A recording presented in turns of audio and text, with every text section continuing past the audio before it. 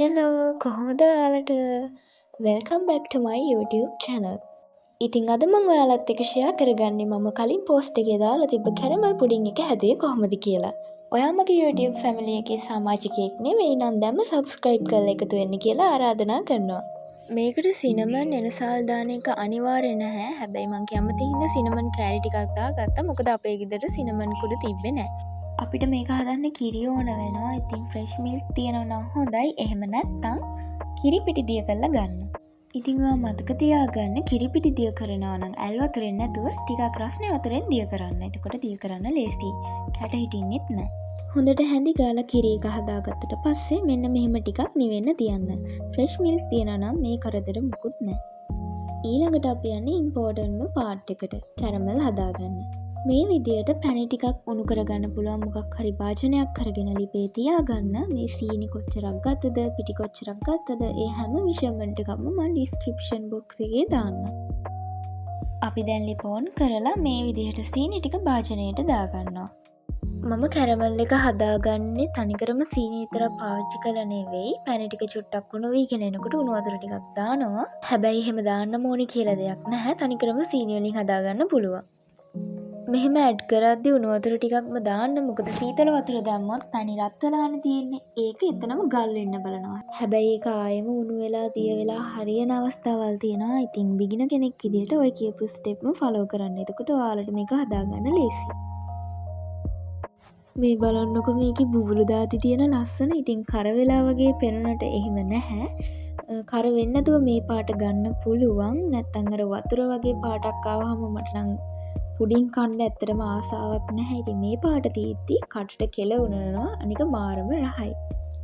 ඉතින් සීනි කැරමල් කරගත්තු ටික ඔය වගේ පදමකට එද්දි අපි පුඩින් එක හදන භාජනයට ඔහොම දාගන්න ඕනේ. කැරමල් එක හදලා ලිප ඕෆ් කරගත්ත ගමන්ම මෙහෙම දාගන්නවා නම් හොඳයි. මම ටිකක් වෙලා තියලා දාගත්තේ. ඒකයි මේ ටිකක් ගල් වෙලා වගේ තියෙන්නේ. මේක භාජනයේ පතුලට දැම්මට පස්සේ ටිකක් ගල් වෙන ස්වභාවයක් තියෙනවා. ඒක ගණන් ගන්න එපා. ඔහොම දාලා පැත්තකින් තියන්න. ඊළඟට අපිට ඕනේ බිත්තර. ඉතින් මම නම් බිත්තර 4ක් ගත්තා. බිත්තර අරගෙන බ්ලෙන්ඩර් කප් එකට මේ වගේ දාගන්න ඕනේ. මම මේ දානවා වගේ එකපාරට බිත්තර දාගන්න එපා. නරක් වෙච්ච බිත්තර තියෙන්න පුළුවන්. ඉතින් මට අමතක වෙලා ඒ ටිකවම දැම්මේ.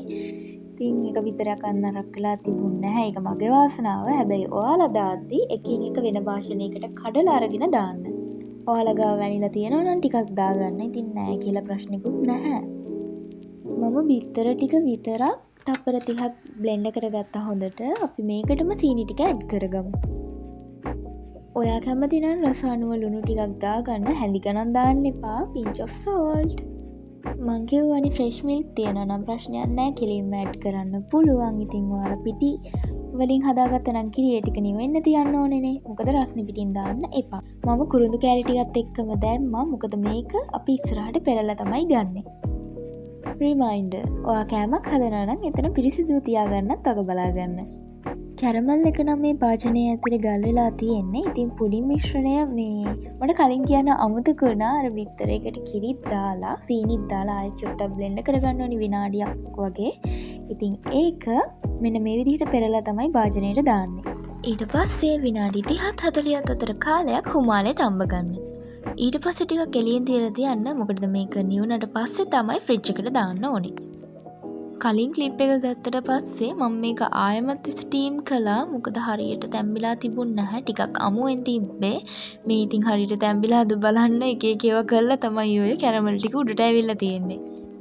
ඉතින් කැරමල් පුඩින් කියන්නේ චූටි ළමයෙක්ට උනත් තනියම හදන්න පුළුවන් හරිම ලේසි ඩෙසර්ට් එකක්. හරිම රහයි. අනික ගොඩක් වියදම් යන්නෙත් නැහැ. මූලික අමුද්‍රව්‍ය තුනකින් හදාගන්න පුළුවන්.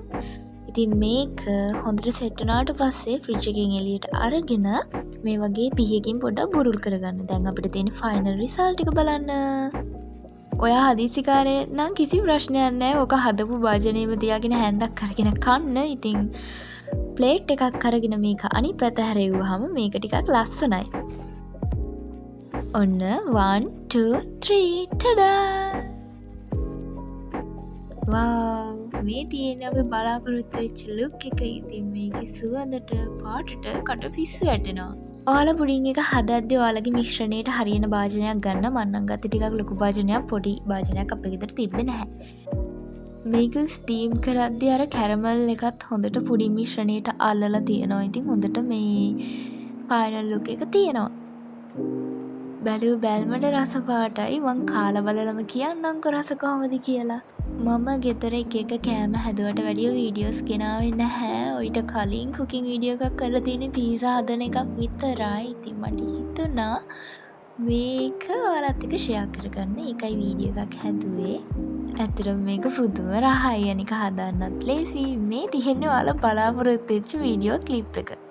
අපි එහෙනම් තව දවසක අලුත් රෙසිපි එකකින් හම්බෙමුකෝ. එතකන් ඔයාලා පරිස්සමින් ඉන්න. channel එක subscribe කරන්න. bye bye.